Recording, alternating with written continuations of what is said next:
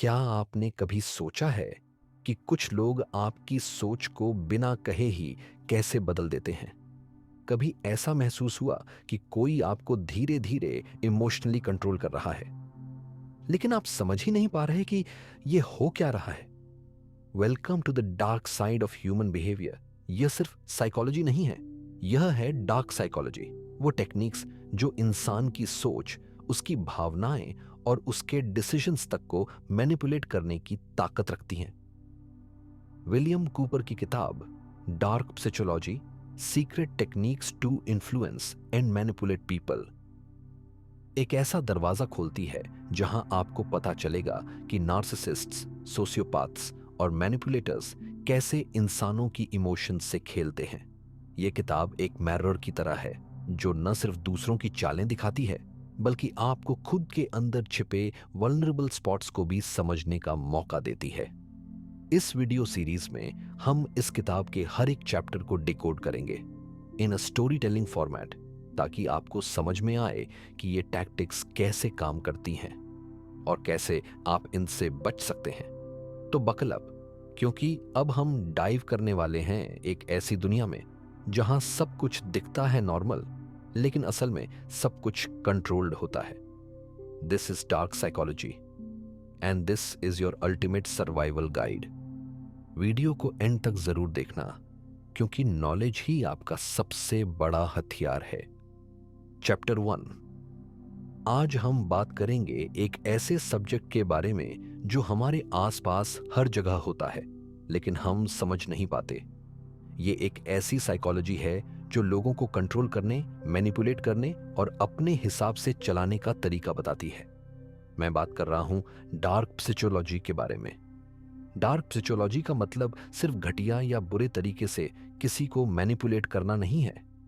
ये एक powerful tool है जो समझने और इस्तेमाल करने वालों को दूसरों को अपनी चाह के मुताबिक चलाने की शक्ति देता है। यहां तक कि हम खुद भी अपने डिसीजंस, इमोशंस और एक्शंस पर इसका असर देख सकते हैं बिना समझे। इमेजिन करो एक ऐसी सिचुएशन में जहां एक दोस्त तुमसे कुछ ऐसे बात करता है जो तुम्हें अच्छे से पता भी नहीं चलता, लेकिन तुम उसकी बातों में उलझन हो जाते हो। तुम्हें लगता है कि कुछ गलत हो रहा है, लेकिन तुम कुछ समझ नहीं पाते। ये वही होता है जब कोई तुम्हारी माइंड को सटली इन्फ्लुएंस करता है बिना तुम्हें डायरेक्टली समझाए। डार्क साइकोलॉजी का यूज सभी लोग करते हैं, चाहे वो पॉलिटिशियन हो, बिजनेसमैन हो या कोई क्लोज फ्रेंड हो। तुम्हें पता भी नहीं चलता कि तुम्हें मैनिपुलेट किया जा रहा है। ये वो चीज है जो तुम्हारे इमोशंस को कंट्रोल करती है, जैसे किसी सेल्समैन का तुम्हें प्रोडक्ट बेचने का तरीका या एक पॉलिटिशियन का अपने स्पीचेस के थ्रू तुम्हारे इमोशंस को स्टर करना। एक एग्जांपल लेते हैं। तुम्हारे सामने एक ऐसा सेल्समैन है जो अपने प्रोडक्ट को बेचने के लिए तुम्हें ये फील करवाता है कि तुम उसके बिना कभी खुश नहीं रह पाओगे। तुम्हें लगता है कि तुम्हें इस प्रोडक्ट की ज़रूरत है, जबकि तुम्हें पता भी नहीं होता कि ये ज़रूरत एक्चुअली नहीं थी। ये भी एक तरह का डार्क साइकोलॉजी है, जिसमें तुम्हारे इमोशंस को इस तरीके से मैनिपुलेट किया जाता है कि तुम अपनी असली ज़रूरतें भूल जाते हो। और कभी-कभी हम अपने क्लोजेस्ट लोगों से भी मैनिपुलेट हो जाते हैं, जैसे कि तुम्हारा पार्टनर या दोस्त तुम्हें गिल्ट ट्रिप पे डाल दे। तुम्हें लगता है कि तुमने कुछ गलत किया है, लेकिन जब तुम एनालाइज करते हो तो तुम्हें पता चलता है कि वो फीलिंग बस एक मैनिपुलेटिव ट्रिक थी। तुम्हें लगता है कि वो इंसान तुम्हारे इमोशंस को अपने फायदे के लिए इस्तेमाल कर रहा है और तुम उसके जैसा चाहने लगते हो। डार्क साइकोलॉजी का एक और एंगल है गैसलाइटिंग। इसमें तुम्हें अपनी ही रियलिटी पर डाउट करने पर मजबूर किया जाता है। तुम्हें यह लगता है कि जो तुमने देखा, सुना या महसूस किया वो गलत था, जैसे एक इंसान तुम्हारे दिमाग में डाउट डालकर तुम्हें अपने हिसाब से चलाने लगता है। तो ये थी डार्क साइकोलॉजी की एक छोटी सी झलक। इसका असली मतलब ये नहीं है कि हर इंसान जो ऐसे टैक्टिक्स यूज करे वो बुरा इंसान है, बल्कि ये समझना जरूरी है कि हमारे आसपास कई बार हम अननोइंगली इस तरह के मैनिपुलेशंस के शिकार हो जाते हैं। इसलिए अगर आपको अपने इमोशंस और डिसीजंस पर ज़्यादा कंट्रोल चाहिए तो डार्क साइकोलॉजी को समझना ज़रूरी है। ये एक ऐसा टूल है जो अगर सही से समझा जाए तो आप अपनी लाइफ में कई चीज़ों को बेटर तरीके से हैंडल कर सकते हैं। एडिकन रोशशित्सर। Chapter 2, the dark triad, Machiavellianism, narcissism and psychopathy. अब हम बात करेंगे एक ऐसे कॉन्सेप्ट के बारे में जो डार्क साइकोलॉजी के कोर में है। ये है द डार्क ट्रायड, जिसमें 3 एलिमेंट्स हैं, मैकियावेलियनिज्म, नार्सिसिज्म और साइकोपैथी। इन तीनों का अपना एक अलग नेचर है, पर ये सब एक कॉमन चीज में जुड़े हुए हैं। ये सब डार्क ट्रेड्स हैं जो लोगों को मैनिपुलेट करने, उन्हें कंट्रोल करने और अपने फायदे के लिए इस्तेमाल करने का काम करते हैं। पहले बात करते हैं मैकियावेलियनिज्म की। ये एक पर्सनैलिटी ट्रेट है जिसमें इंसान दूसरों को अपने गोल्स को अचीव करने के लिए मैनिपुलेट करता है, बिना उनके फीलिंग्स की परवाह किए। ये लोग दूसरे लोगों का यूज करते हैं उन्हें अपने हिसाब से चलाने के लिए। मैकियावेलियनिज्म का एक फेमस एग्जाम्पल है द प्रिंस के ऑथर निकोलो मैकियावेली, जिन्होंने कहा था, the ends justify the means. मतलब अगर आप अपने गोल्स अचीव कर रहे हो तो आप जो भी कर रहे हो वो सही है। ये लोग अपने गोल्स के लिए किसी भी लिमिट तक जा सकते हैं, चाहे दूसरों को हर्ट करना पड़े। आपने शायद ऐसे लोग देखे होंगे जो हर सिचुएशन में अपनी बात अपने तरीके से करने की कोशिश करते हैं। वो कभी भी सच्चाई या एथिक्स को अपने रास्ते में नहीं आने देते। इन्हें दूसरों की फीलिंग्स, इमोशंस या नीड से कोई फर्क नहीं पड़ता। मैकियावेलियनिज्म एक ऐसी अप्रोच है जिसमें इंसान अपनी पावर और कंट्रोल को सबसे ज्यादा इंपॉर्टेंट समझता है। अब बात करते हैं नार्सिसिज्म की। नार्सिसिस्ट्स वो लोग होते हैं जो अपने आप को सबसे इंपॉर्टेंट समझते हैं। उनका बिलीफ होता है कि दुनिया को उनके हिसाब से चलना चाहिए। इन लोगों का सेल्फ स्टीम बहुत हाई होता है, लेकिन असली दुनिया में वो बहुत इनसिक्योर होते हैं। ये लोग हमेशा एडमिरेशन और अटेंशन चाहते हैं, और जब ये अटेंशन नहीं मिलती तो ये बदला लेने की सोच भी सकते हैं। नार्सिसिज्म की वजह से ये लोग दूसरों को अपने उपहास या उनके फीलिंग्स के साथ इग्नोर करते हैं। उन्हें लगता है कि उनके पास जो टैलेंट या लुक्स हैं उनका कोई कंपैरिजन नहीं हो सकता। ये लोग अपने आप को सुपीरियर समझते हैं और दूसरों को इन्फीरियर। आपने शायद ऐसे लोग देखे होंगे जो हमेशा अपनी तारीफ करते हैं, अपनी अचीवमेंट्स को बढ़ाकर दिखाते हैं और दूसरों को नीचे दिखाने की कोशिश करते हैं। और फिर आता है साइकोपैथी। साइकोपैथ्स वो लोग होते हैं जिन्हें दूसरों के इमोशंस से कोई फर्क नहीं पड़ता। इन्हें अपने एक्शंस का कोई रिग्रेट या गिल्ट नहीं होता। ये लोग अपने गोल्स को अचीव करने के लिए किसी भी तरीके का यूज कर सकते हैं, चाहे वो मैनिपुलेशन हो, लाई बोलना हो या किसी को इमोशनली हर्ट करना हो। इन लोगों को अपने एक्शंस का कोई फर्क नहीं पड़ता और वो अपने गोल्स के लिए किसी भी चीज को सैक्रिफाइस कर सकते हैं। साइकोपैथ्स का एक खास फीचर होता है, उनके पास एम्पैथी का बिल्कुल अभाव होता है। ये लोग दूसरों के पेन और इमोशंस को समझते नहीं हैं और उन्हें अपनी चाह पूरी करने की रास्ते के रूप में देखते हैं। जैसे कि किसी साइकोपैथ का अपने आप को छुपाकर किसी को फिजिकली या इमोशनली हार्म करने का तरीका।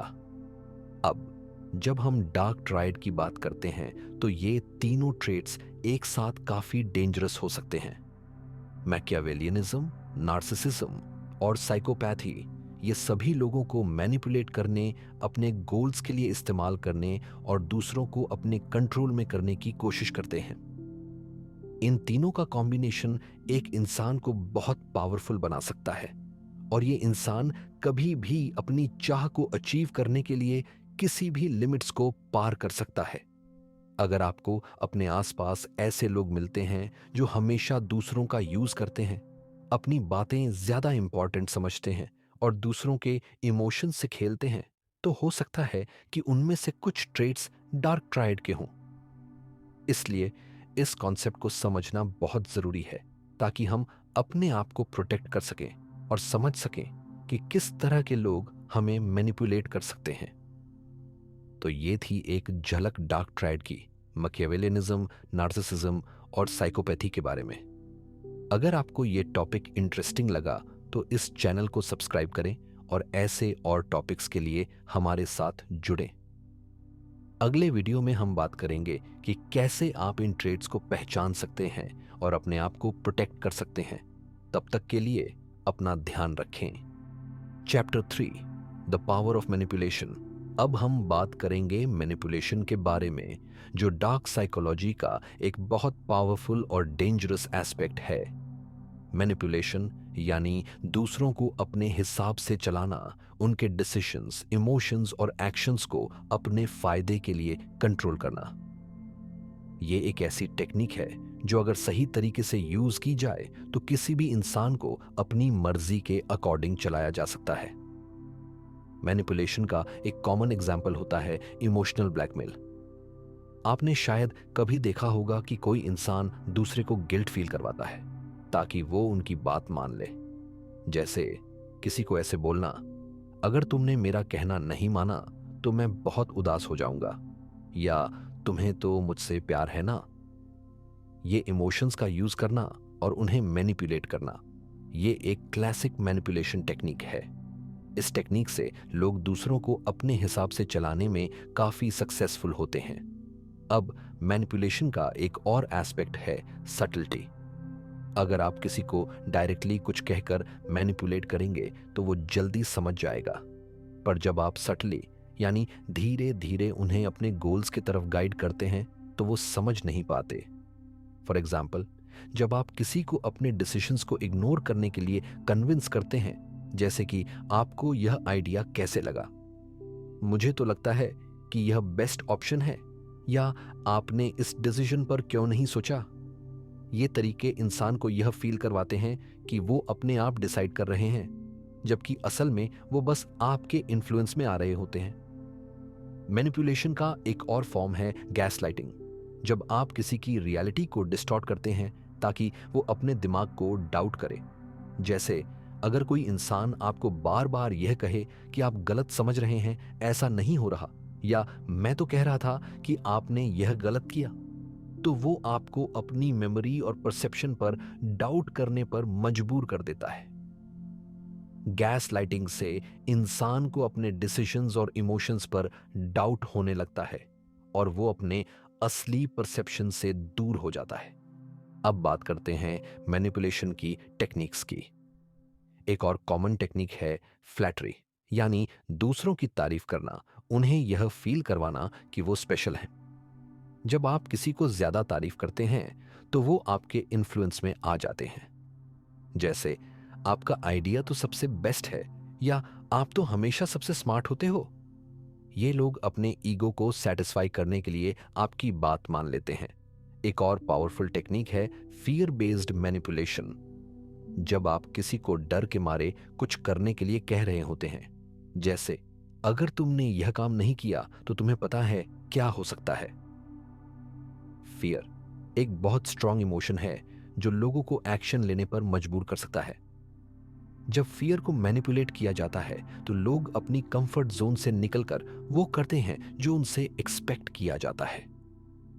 मैनिपुलेशन के और भी कई तरीके हैं, जैसे आइसोलेशन, जब आप किसी को दूसरों से दूर करते हैं। प्लेइंग ऑन गिल्ट, जब आप किसी को गिल्ट फील करवाते हैं ताकि वो अपनी मर्जी के खिलाफ कुछ करें। और क्रिएटिंग डिपेंडेंसी, जब आप किसी को इमोशनली या फाइनेंशियली अपने पर डिपेंडेंट बना लेते हैं। ये सब टेक्निक्स इस बात को प्रूव करती हैं कि मैनिपुलेशन का पावर कितना डेंजरस हो सकता है। मैनिपुलेशन का एक और एस्पेक्ट है सेल्फ मैनिपुलेशन। हम खुद भी अपने आप को मैनिपुलेट करते हैं। जब हम अपनी वीकनेसेस को इग्नोर करते हैं, अपनी फीलिंग्स को सप्रेस करते हैं, या अपने लिए सही डिसीजंस लेने के बजाय दूसरों की बात सुनते हैं, तो हम अपने आप को मैनिपुलेट कर रहे होते हैं। यह भी एक डेंजरस चीज है, क्योंकि जब हम अपनी फीलिंग्स और थॉट्स को इग्नोर करते हैं तो हम अपने आप को रियलिटी से दूर ले जाते हैं। तो यह था मैनिपुलेशन का एक ओवरव्यू। जैसे कि आपने देखा मैनिपुलेशन सिर्फ दूसरों को कंट्रोल करने का नाम नहीं है, बल्कि ये अपने आप को भी मैनिपुलेट करना हो सकता है। अगर आपको लगता है कि कोई आपको मैनिपुलेट कर रहा है, तो उससे बचने के लिए अपने इमोशंस को समझना बहुत जरूरी है। अगले वीडियो में हम बात करेंगे कि कैसे आप मैनिपुलेशन को आइडेंटिफाई कर सकते हैं और अपने आप को प्रोटेक्ट कर सकते हैं। चौथी कैप्टर, मानसिक दुरुपयोग की रणनीतियां, हिंदी। आज हम बात करेंगे मानसिक दुरुपयोग की रणनीतियों के बारे में। ये वो टेक्निक्स होती हैं जो किसी भी इंसान को अपने कंट्रोल में रखने के लिए इस्तेमाल की जाती हैं। आज के समय में जब हम बात करते हैं मैनिपुलेशन की, तो ये सिर्फ एक स्ट्रैटेजी नहीं, एक आर्ट भी है। अगर आपको इस आर्ट का ज्ञान हो, तो आप किसी भी सिचुएशन में दूसरों को अपने हिसाब से चलाने में काफी सफल हो सकते हैं। सबसे पहली और कॉमन साइकोलॉजिकल मैनिपुलेशन टैक्टिक है गैसलाइटिंग। गैसलाइटिंग एक ऐसी टेक्निक है जिसमें आप किसी की रियलिटी को डिस्टॉर्ट कर देते हैं ताकि वो अपनी मेमोरी और परसेप्शन पर डाउट करने लगे। जैसे अगर कोई आपको बार बार यह बोले, तुम समझ नहीं रहे हो, ऐसा कभी नहीं हुआ, या मुझे लगा था तुम यह करोगे, तो ये अपने विक्टिम को कंफ्यूज करने का तरीका है। इससे विक्टिम को अपने डिसीजन मेकिंग स्किल्स पर डाउट होने लगता है और वो अपने आप को गलत समझने लगता है। दूसरी पावरफुल टैक्टिक है इमोशनल ब्लैकमेल। जब कोई आपको अपने इमोशंस के साथ खेलकर आपसे कुछ करवाता है, तब वो इमोशनल ब्लैकमेल होता है। जैसे, अगर तुमने मेरी बात नहीं मानी तो मैं अपने आप को हर्ट कर दूंगा, या अगर तुम यह नहीं करते तो मैं तुम्हें कभी माफ नहीं करूंगा। इस टाइप का मैनिपुलेशन विक्टिम को गिल्ट फील करवाता है और वो अपने डिसीजन मेकिंग पावर को लूज कर देता है। इमोशनल ब्लैकमेल का यूज करने वाला इंसान अपने टारगेट की फीलिंग्स को अपने फायदे के लिए एक्सप्लॉइट करता है। एक और कॉमन टैक्टिक है लव बॉम्बिंग। इस टैक्टिक में कोई आपको अपने प्यार और केयर से इतना भर देता है कि आपको लगता है कि आपके बिना वो कुछ नहीं कर सकते। जब कोई आपको ज्यादा अटेंशन, अफेक्शन और प्रेज दे रहा हो, तो शायद वो आपको मैनिपुलेट कर रहा हो। लव बॉम्बिंग का गोल होता है आपको इमोशनली डिपेंडेंट बनाना ताकि आप उनके कंट्रोल में रहें। प्लेइंग द विक्टिम भी एक पॉपुलर मैनिपुलेशन टैक्टिक है। इसमें इंसान अपने आप को विक्टिम बना लेता है ताकि दूसरे उसकी मदद करें या उसके लिए कुछ करें। जैसे अगर कोई अपने आप को यह बोलकर दिखाता है कि मुझे सब ने चीट किया, मैं तो बस यह सब सह रहा हूं, तो वो अपनी असलियत को हाइड करके सिंपैथी ले रहा होता है। इस तरह से वो दूसरों से अपना काम करवाता है, जबकि असल में वो ही रिस्पॉन्सिबल होता है। एक और इंपॉर्टेंट टैक्टिक है गैसलाइटिंग बाय प्रॉक्सी। जब कोई इंसान दूसरे लोगों के थ्रू आपको कंफ्यूज करने की कोशिश करता है, जैसे अगर कोई आपके फ्रेंड्स या फैमिली मेंबर्स को बोलकर आपके डिसीजंस को अंडरमाइन करने की कोशिश करे ताकि आप अपनी रियलिटी को डाउट करें। इस टैक्टिक में इंसान डायरेक्टली आपसे बात नहीं करता, लेकिन दूसरे लोगों को यूज करता है ताकि आपको अपनी थिंकिंग और फीलिंग्स पर डाउट हो। अब बात करते हैं foot in the door technique की। इसमें पहले छोटी रिक्वेस्ट की जाती है और जब आप उसे एक्सेप्ट कर लेते हो तो बाद में बड़ी रिक्वेस्ट की जाती है। जैसे अगर कोई आपसे पहले यह बोले, क्या आप मेरे लिए यह छोटा सा काम कर सकते हो, और जब आप वह कर लेते हैं तो वो आपको बोलता है, अब यह बड़ा काम कर दो जो मैं चाहता हूं। यह टैक्टिक आपको ग्रेजुअली अपने कंट्रोल में ले आती है। अगर हम बात करें साइलेंट ट्रीटमेंट की, तो यह भी एक पावरफुल मैनिपुलेशन टैक्टिक है। जब कोई आपसे बात न करके आपको इग्नोर करता है ताकि आप गिल्टी फील करें या अपने एक्शंस के बारे में सोचने लगे। साइलेंट ट्रीटमेंट से दूसरा इंसान इमोशनली डिस्ट्रेस्ड हो जाता है और उससे मैनिपुलेट करना आसान हो जाता है। एक और टैक्टिक है प्लेइंग विथ फियर। जब कोई इंसान आपको डर के मारे अपने तरीकों से इन्फ्लुएंस करने की कोशिश करता है, जैसे अगर तुमने यह नहीं किया तो तुम्हें पता है क्या हो सकता है। फियर का यूज करके आप दूसरों को अपने डिसीजंस लेने पर मजबूर कर सकते हो, क्योंकि लोग नेचुरली फियर से बचने की कोशिश करते हैं। शिफ्टिंग ब्लेम भी एक मैनिपुलेशन टैक्टिक है जिसमें इंसान अपनी गलतियों को दूसरे पर डालता है। जैसे अगर कोई आपको यह कहे, यह सब तुम्हारी वजह से हो रहा है, तुमने ही यह सब गलत किया, तो वो अपनी रिस्पॉन्सिबिलिटी से बचकर अपना काम कर रहा होता है। और फाइनली एक और कॉमन टैक्टिक है ओवरलोडिंग विद इंफॉर्मेशन। जब कोई आपको इतनी सारी चीजें एक साथ दे देता है कि आप कंफ्यूज हो जाते हो और आपको लगता है कि आपको जो बोला गया है वो सही है। इस टैक्टिक का मेन गोल होता है कि आप अपने डिसीजन मेकिंग स्किल्स को लूज कर दें और वो जो चाहे वो करवा ले।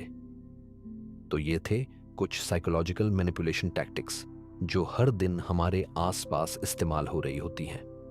अगर आपको ये सब समझ में आए तो आप अपने आप को इस मैनिपुलेशन के इन्फ्लुएंस से बचाने में सफल हो सकते हैं। अगले वीडियो में हम बात करेंगे कि कैसे आप इन टैक्टिक्स को आइडेंटिफाई कर सकते हैं और कैसे अपनी लाइफ को सेफ रख सकते हैं। चैप्टर 5, डिसेप्शन और लाइज। कैसे आप इन्हें पहचान सकते हैं? ये दुनिया में हर जगह होती है और अक्सर हम सोचकर भी इन्हें पहचान नहीं पाते। डिसेप्शन यानी छल एक ऐसी चीज है जिसमें इंसान अपनी असली नीयत को छुपाने की कोशिश करता है ताकि दूसरा इंसान उस पर ट्रस्ट करे और अपना काम करवा ले। और जब बात हो लाइज की तो वो भी अपने गोल्स को अचीव करने के लिए बोले जाने वाले झूठ होते हैं। लेकिन अगर आपको इन दोनों का पता चल जाए तो आप अपने आप को इनके इन्फ्लुएंस से बचा सकते हैं। सबसे पहले हम बात करते हैं बॉडी लैंग्वेज की। जब कोई इंसान झूठ बोल रहा हो तो उसकी बॉडी लैंग्वेज उसकी बातों के ऑपोजिट होती है। जैसे अगर कोई आपको कुछ कह रहा हो लेकिन उसका चेहरा या आंखें किसी और डायरेक्शन में जा रही हों, तो ये एक इंडिकेशन हो सकती है कि वो सच नहीं बोल रहा। जब हम सच बोलते हैं तो हमारी बातें और बॉडी लैंग्वेज मैच करती हैं। अगर कोई अपना चेहरा ढक रहा हो या आंखों का कांटेक्ट नहीं बना रहा हो तो ये सिग्नल्स होते हैं कि कुछ तो गलत है। दूसरी, झूठ बोलने वाले लोग अक्सर अपनी बातें रिपीटेटिव करते हैं। जब कोई इंसान बार बार एक ही बात रिपीट कर रहा हो, जैसे मैं सच बोल रहा हूं, मैं सच बोल रहा हूं, तो इसका मतलब ये हो सकता है कि वो अपने झूठ को कवर करने की कोशिश कर रहा है। यदि कोई आपको अपनी बात पर ज्यादा जोरदार विश्वास दिलाने की कोशिश करे तो समझ जाइए कि कुछ तो है जो वो आपसे छुपा रहा है। अब बात करते हैं वॉइस टोन की। झूठ बोलते वक्त आपकी आवाज में काफी चेंजेस आ जाते हैं। जब हम सच बोलते हैं हमारी आवाज नॉर्मल होती है, लेकिन जब कोई झूठ बोलता है उसकी आवाज में टेंशन हो सकती है। वो थोड़ा घबराया हुआ महसूस कर सकता है और उसकी वॉइस पिच भी चेंज हो सकती है। अगर कोई अपनी बात को छुपाने के लिए ज्यादा हाई पिच्ड या फिर बहुत लो पिच्ड आवाज में बात कर रहा हो तो यह भी एक साइन हो सकता है। एक और इंपॉर्टेंट चीज है पॉजेस यानी रुकने का समय। जब कोई इंसान झूठ बोल रहा होता है तो वो अक्सर पॉज लेता है या अपनी बातें देर से करता है। जब कोई सच बोल रहा होता है तो उसकी बातें फ्लो में होती हैं, लेकिन जब कोई कुछ छुपाना चाहता है तो उसका माइंड इस प्रोसेस को जल्दी समझने की कोशिश करता है और इसलिए वो अपनी बातों में रुकावट डालता है। अब अगर कोई इंसान अपने झूठ को कवर करने के लिए कहानी बनाता है तो आपको उसके रिस्पॉन्स को केयरफुली देखना चाहिए। अगर कोई अपनी आंसर में ज्यादा डिटेल्स दे रहा हो और कहानी को ओवर एक्सप्लेन कर रहा हो तो वो अपने झूठ को कवर करने की कोशिश कर रहा होता है। सच बोलने वाले लोग सीधे और सिंपल जवाब देते हैं बिना किसी एक्स्ट्रा एक्सप्लेनेशन के।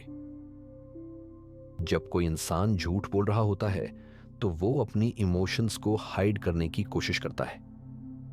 जैसे अगर कोई चीज आपको हर्ट करने वाली हो लेकिन वो इतनी इमोशनल रिस्पॉन्स नहीं दिखाता, या फिर अगर वो आपसे बात करते वक्त बहुत नॉर्मल रहता है तो ये भी एक इंडिकेशन हो सकती है कि वो कुछ छुपा रहा है।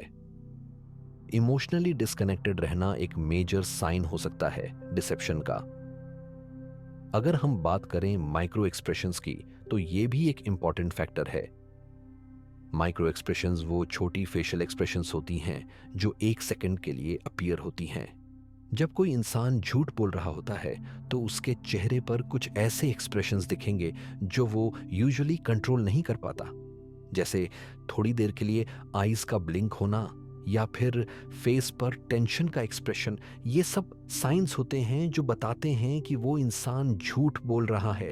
एक और टैक्टिक है ओवर जस्टिफिकेशन। जब कोई इंसान अपनी एक्शंस को जस्टिफाई करने के लिए ज्यादा एक्सप्लेनेशन देता है तो वो अपने झूठ को कवर करने की कोशिश कर रहा होता है। जैसे अगर कोई आपसे कहे मैंने ये इसलिए किया क्योंकि, और फिर एक लंबी कहानी बताता है, तो हो सकता है कि वो सच नहीं बोल रहा। और फाइनली, अगर कोई इंसान आपसे इमोशनली मैनिपुलेट करने की कोशिश करता है, जैसे गिल्ट ट्रिपिंग या इमोशनल प्रेशर डालने की कोशिश, तो वो भी एक साइन हो सकता है कि वो झूठ बोल रहा है। अगर कोई आपको ये बोले, अगर तुम मुझे सच मानते हो तो तुम्हें ये करना होगा, तो समझ जाइए कि वो आपके इमोशंस के साथ खेल रहा है। तो ये कुछ टिप्स थीं जो आपको मदद कर सकती हैं डिसेप्शन और लाइज को आइडेंटिफाई करने में। अगर आप इन सिग्नल्स को ध्यान से समझ पाएं तो आप ज़्यादा इफेक्टिवली अपने आसपास होने वाली छल कपट को समझ सकते हैं और अपनी लाइफ को सेफ रख सकते हैं। अगले वीडियो में हम डिस्कस करेंगे कि कैसे आप अपने आप को मैनिपुलेटिव लोगों से बचा सकते हैं।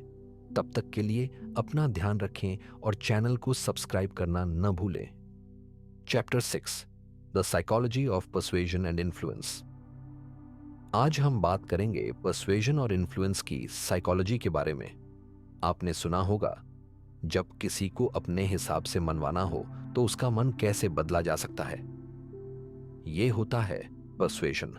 और जब हम किसी को अपने आइडिया को अपनाने के लिए इन्फ्लुएंस करते हैं तो ये एक साइकोलॉजिकल प्रोसेस होता है।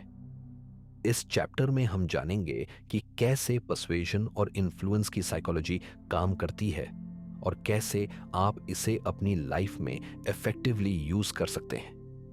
जब हम पर्सुएजन की बात करते हैं तो हम बात कर रहे होते हैं किसी को अपनी बात समझाने या उससे अपनी चाह पूरी करने के लिए कन्विंस करने की प्रोसेस के बारे में। आप अक्सर देखेंगे कि जब कोई किसी से कुछ चाहता है तो वह उसकी साइकोलॉजी को समझने की कोशिश करता है। ये एक ऐसी आर्ट है जिसमें आप दूसरे इंसान को अपने थॉट्स और एक्शंस के लिए एनकरेज करते हैं, बिना उन्हें डायरेक्टली फोर्स किए। एक एग्जाम्पल के रूप में समझते हैं, आपके पास एक फ्रेंड है जो अपनी हेल्थ को लेकर सीरियस नहीं है और आप चाहते हैं कि वो जिम ज्वाइन करे। अब आप डायरेक्टली नहीं कह सकते तुम्हें जिम जाना चाहिए। इसके बजाय आप उसके सामने जिम से रिलेटेड पॉजिटिव एग्जाम्पल्स रखते हैं। आप उसे कह सकते हैं, मुझे याद है जब मैं जिम जाने लगा था, मुझे कितनी एनर्जी मिलती थी और कितना कॉन्फिडेंस फील होता था।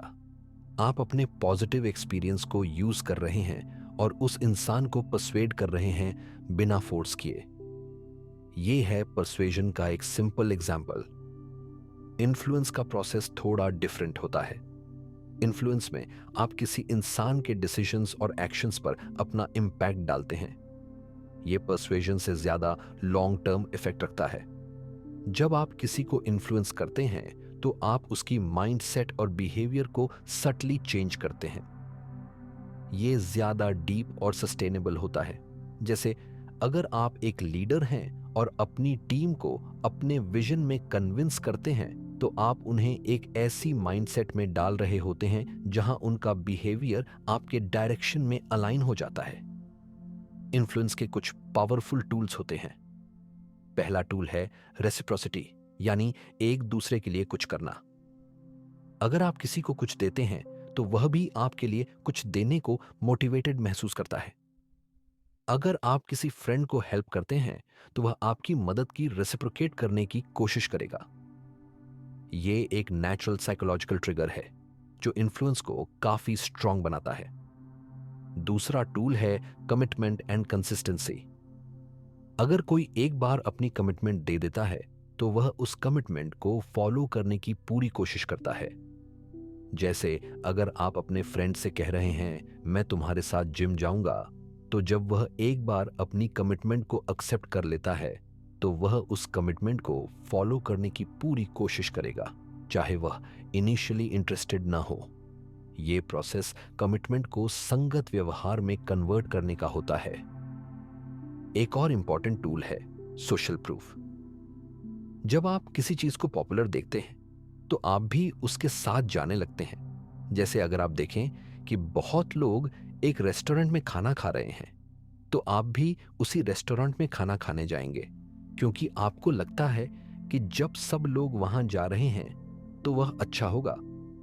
ये इन्फ्लुएंस का एक पावरफुल साइकोलॉजिकल टूल है जो डिसीजन मेकिंग में मेजर इंपैक्ट डालता है। और एक टूल है लाइकिंग। जब आप अपने किसी फ्रेंड को परसुएड कर रहे होते हैं तो अगर वह आपको पसंद करता है तो उसके परसुएड होने की चांसेस ज्यादा होते हैं।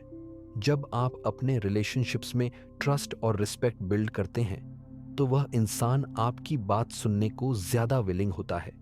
इन्फ्लुएंस ज्यादा इफेक्टिव तब होता है जब आप अपने रिलेशनशिप्स को पॉजिटिव बनाते हैं। अब हम बात करते हैं अथॉरिटी की। जब किसी इंसान को अथॉरिटी या पावर मिलती है तो लोग उसकी बात सुनते हैं। आपने देखा होगा जब किसी एक्सपर्ट या अथॉरिटी फिगर ने कुछ कहा हो तो लोग उसे फॉलो करते हैं। ये एक साइकोलॉजिकल इफेक्ट है जिसमें हम अपने डिसीजन मेकिंग में उन एक्सपर्ट्स को ज्यादा ट्रस्ट करते हैं जो किसी स्पेसिफिक फील्ड में नॉलेज रखते हैं। लास्टली, स्कैर्सिटी भी एक पावरफुल साइकोलॉजिकल टूल है। जब कोई चीज लिमिटेड हो तो हम उसे ज्यादा चाहते हैं। अगर किसी प्रोडक्ट या सर्विस को लिमिटेड एडिशन या स्कैर्सिटी के रूप में प्रेजेंट किया जाता है तो लोग उसे जल्दी एक्वायर करने की कोशिश करते हैं। ये स्कैर्सिटी प्रिंसिपल इन्फ्लुएंस को स्ट्रांग बनाता है, क्योंकि हम नेचुरली उन चीज़ों को ज़्यादा वैल्यूएबल मानते हैं जो कम मिलती हैं।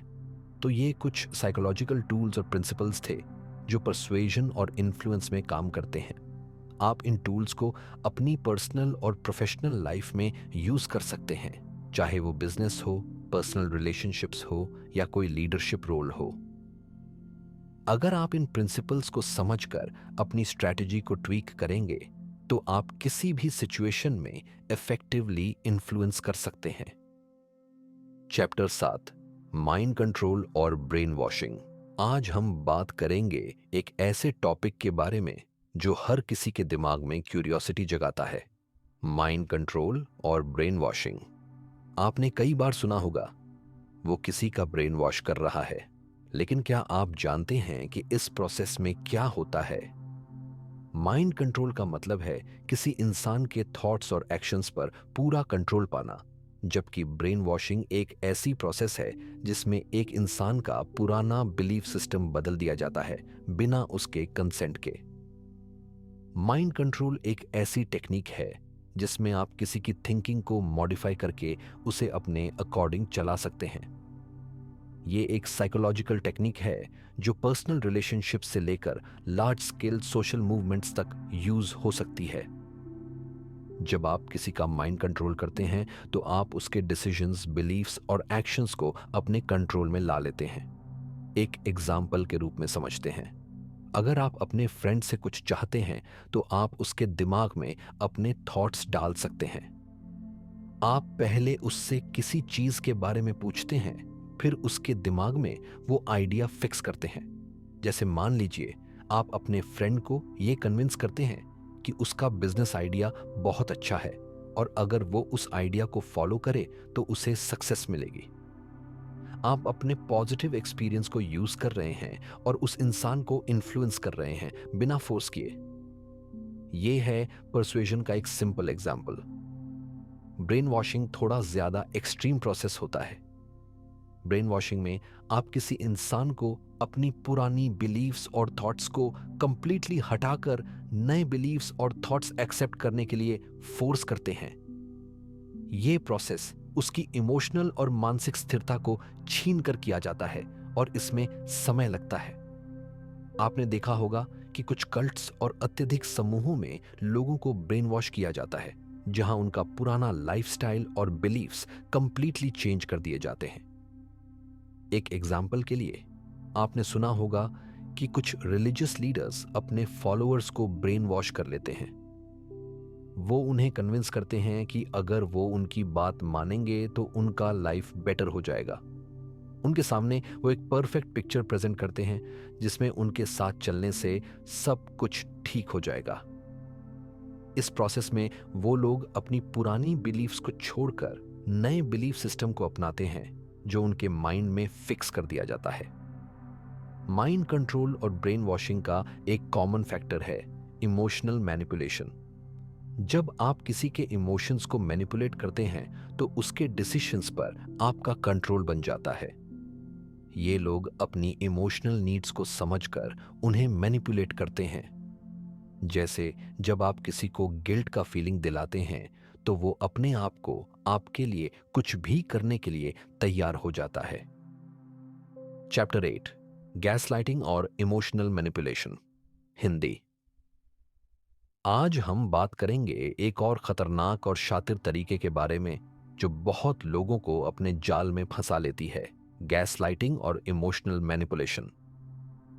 आपने शायद सुना होगा यह टर्म गैसलाइटिंग, लेकिन क्या आप जानते हैं कि यह असल में क्या होता है?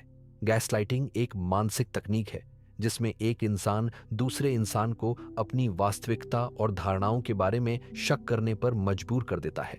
मतलब जो आप देख रहे हैं, जो आप महसूस कर रहे हैं, वह सब गलत है, यह सोचने पर आपको मजबूर करना। यह तकनीक इंसान के आत्मविश्वास को तोड़ने के लिए इस्तेमाल की जाती है। अगर कोई आपको बार बार यह बताए कि आप जो देख रहे हो वह गलत है, तो आप अपने आप पर शक करने लगते हो। मान लीजिए आपने अपने पार्टनर से कुछ महत्वपूर्ण बात की थी, लेकिन जब आप उनसे पूछते हो तो वह कह देते हैं, मुझे याद नहीं आता। आपके दिमाग में यह शक जागने लगता है कि शायद आपने वह बात गलत समझी। धीरे धीरे वह इंसान आपको यह यकीन दिला देता है कि जो आप देख रहे हो वह वास्तविकता नहीं है और आप अपनी याददाश्त और सोच पर शक करने लगते हो। गैसलाइटिंग का एक और उदाहरण है जब आप अपने दोस्त से कुछ कहते हो और वह आपको बार बार यह कहकर शक कराता है कि तुमने ऐसा कहा था, नहीं, तुम गलत हो। ये बार बार होने से आप अपनी याददाश्त पर शक करने लगते हो और अपनी धारणाओं को सवाल करने लगते हो। यह इमोशनल मैनिपुलेशन का एक रूप है। इमोशनल मैनिपुलेशन का मतलब है जब कोई आपके भावनाओं का इस्तेमाल अपने फायदे के लिए करता है। वह आपके एहसासों का फायदा उठाकर आपको अपने फैसले लेने के लिए मजबूर करता है। जैसे एक पार्टनर अपनी गलती छिपाने के लिए आपको गिल्ट का एहसास दिलाता है। वह आपको कहता है, अगर तुम मुझे सच में प्यार करते हो तो तुम मुझे माफ कर दोगे। इस तरह से वह आपको इमोशनल ब्लैकमेल करता है। आपने देखा होगा कि कुछ लोग जब अपनी गलतियों को स्वीकार करते हैं तो वह आपको गिल्ट का एहसास दिलाने के लिए इमोशनल मैनिपुलेशन का उपयोग करते हैं। जैसे आपको ऐसा लगता है कि आप ही सब कुछ गलत कर रहे हो और आपको अपनी गलती के लिए बाद में माफी महसूस होती है। यह एक इमोशनल ट्रिक है जिसमें आप अपनी ही क्रियाओं को सही ठहराते हो और दूसरे इंसान की गलती को नजरअंदाज कर देते हो। गैसलाइटिंग और इमोशनल मैनिपुलेशन का एक सामान्य तत्व है आपकी भावनाओं और वास्तविकता को नियंत्रित करना। यह तकनीकें इंसान की मानसिक स्थिति को बदलने के लिए इस्तेमाल की जाती हैं ताकि वह अपने फैसले खुद न ले सके, बल्कि वह वही करें जो आप चाहते हो। एक और उदाहरण के रूप में समझते हैं। मान लीजिए आप अपने बॉस से कहते हो कि आपको छुट्टी चाहिए, लेकिन वह आपको इमोशनल ब्लैकमेल करके कह देते हैं, अगर तुम छुट्टी लेते हो तो हमारी टीम की प्रोडक्टिविटी कम हो जाएगी, तुम्हारे बिना हम काम नहीं कर सकते। यह इमोशनल मैनिपुलेशन का एक रूप है जिसमें वह आपके गिल्ट का फायदा उठाते हैं ताकि आप अपना निर्णय बदल दो। इस तरह से गैसलाइटिंग और इमोशनल मैनिपुलेशन का इस्तेमाल हर तरह के रिश्तों में हो सकता है, चाहे वह रोमांटिक हो, प्रोफेशनल हो या पारिवारिक रिश्ते हो। इन तकनीकों को समझना जरूरी है क्योंकि जब आप किसी के इमोशनल मैनिपुलेशन का शिकार होते हो तो आपका आत्मविश्वास, आत्मसम्मान और निर्णय लेने की क्षमता प्रभावित होती है। अगर आप इन तकनीकों को समझकर अपनी जिंदगी में लागू करेंगे तो आप अपनी भावनाओं को बचा सकते हो और किसी भी मैनिपुलेटिव बिहेवियर का सामना करते वक्त अपनी मानसिक ताकत को बनाए रख सकते हो।